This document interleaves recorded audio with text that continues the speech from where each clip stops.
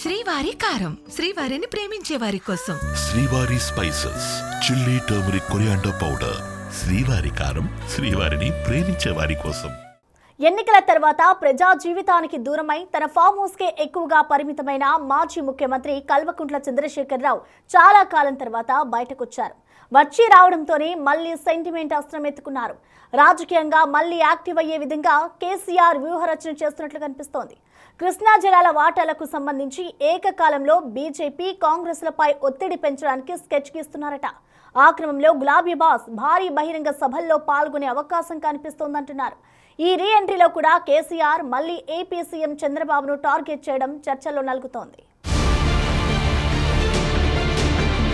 గులాబీ దళపతి మాజీ ముఖ్యమంత్రి కేసీఆర్ చాలా కాలం తరువాత తన ఫామ్ హౌస్ నుంచి బయటకొచ్చారు. తెలంగాణ భవన్ కొచ్చి పార్టీపై, కాంగ్రెస్ ప్రభుత్వం పనితీరుపై సమీక్షించారు. వరుస ఎన్నికల్లో ఎదురైన పరాజయాలు, పార్టీలో పెరుగుతోన్న అసంతృప్తి నేపథ్యంలో బీఆర్ఎస్ కు మళ్లీ ఊపిరిపోయాలన్న ఉద్దేశంతో ఆయన రంగంలోకి దిగినట్టు పార్టీ నేతలు చెప్తున్నారు. పార్టీ రాష్ట్ర కార్యాలయంలో ఎంపీలు, సీనియర్ నేతలతో భేటీ అయి తాజా రాజకీయ అంశాలపై చర్చించారు కేసీఆర్.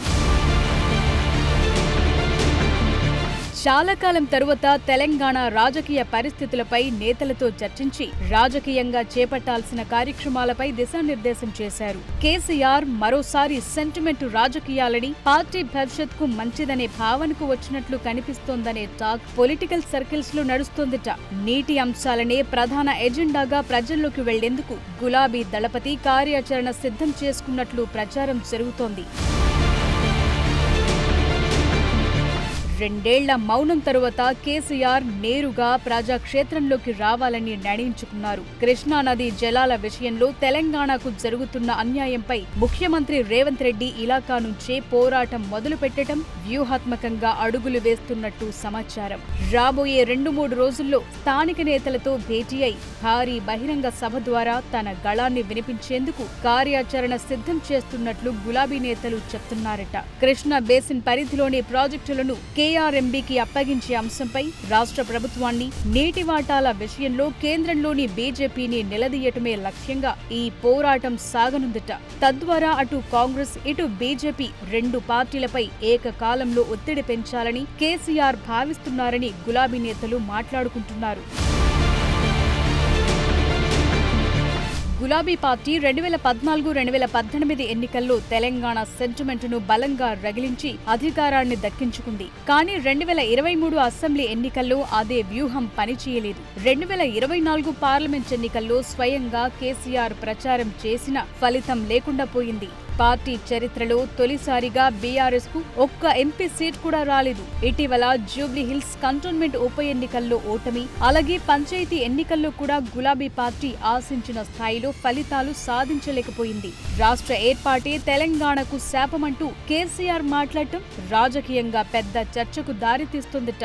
అందులో సాగునీటి అంశాన్ని తెరపైకి తీసుకొస్తే రాజకీయంగా మైలేజ్ వస్తుందనేది గులాబీ నేతల వ్యూహంగా కనిపిస్తోందట. ఉమ్మడి పాలమూరు జిల్లా ఉమ్మడి రాష్ట్రంలో తీవ్ర వివక్షకు గురైందన్న విషయాన్ని మరోసారి కేసీఆర్ గుర్తు చేస్తున్నారు. పాలమూరు, రంగారెడ్డి జిల్లాలకు రావాల్సిన 174 టీఎంసీల నీరు ఇప్పటికీ అందటం లేదని ఆయన ఆవేదన వ్యక్తం చేశారు. పాలమూరు జిల్లాకు బీజేపీ, కాంగ్రెస్ ప్రభుత్వాలు అన్యాయం చేస్తున్నాయనే విషయాన్ని అస్త్రంగా చేసుకుని ప్రజల్లోకి వెళ్లాలని నిర్ణయం తీసుకున్నారు కేసీఆర్. చాలా రోజుల తరువాత పార్టీ కార్యాలయానికి వచ్చిన కేసీఆర్ ఒక కొత్త రాజకీయ వ్యూహం ప్రకటించారు. మళ్లీ సెంటిమెంట్ రాజకీయాలు రాజేశారు. ఏపీ ఏర్పాటు తెలంగాణకు శాపం అన్న కేసీఆర్ వ్యాఖ్యలను ప్రజలు ఎంతవరకు విశ్వసిస్తారన్నది ఆసక్తికరంగా మారిందిట.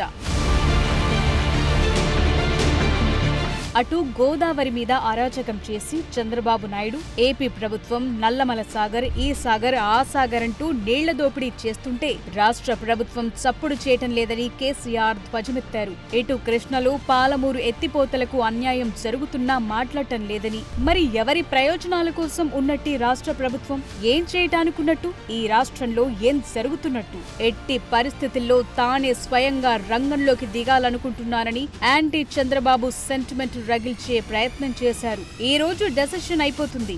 4 రోజుల్లో ఆయా జిల్లాల నాయకులతో సమావేశమై గ్రామాన డప్పు కొడతాం, మొత్తం సభలు పెడతాం, కవులు, గాయకులు, కళాకారులందరినీ తట్టి లేపుతాం.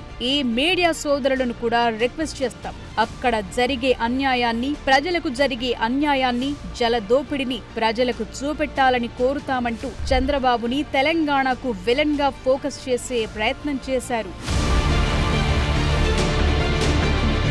ఇదంతా చూస్తూ దీర్ఘకాలం తరువాత బయటకొచ్చిన కేసీఆర్ తన పార్టీ పేరైనా మర్చిపోతాడు కానీ చంద్రబాబు పేరు మర్చిపోడన్న సెటైర్లు వినిపిస్తున్నాయి. మరికొద్ది రోజుల్లో జెడ్పీటీసీ, ఎంపీటీసీ ఎన్నికలకు ప్రభుత్వం కసరత్తు చేస్తుండటంతో కేసీఆర్ మళ్లీ రాజకీయంగా యాక్టివ్ అయ్యారని పార్టీ వర్గాలంటున్నాయి. ఆ క్రమంలో రాబోయే స్థానిక సంస్థల ఎన్నికల్లోనే సెంటిమెంట్ రాజకీయాలతో ప్రజల మద్దతు కూడగట్టాలనే యోచనలో బీఆర్ఎస్ నేతలు ఉన్నట్లు చర్చ జరుగుతోంది.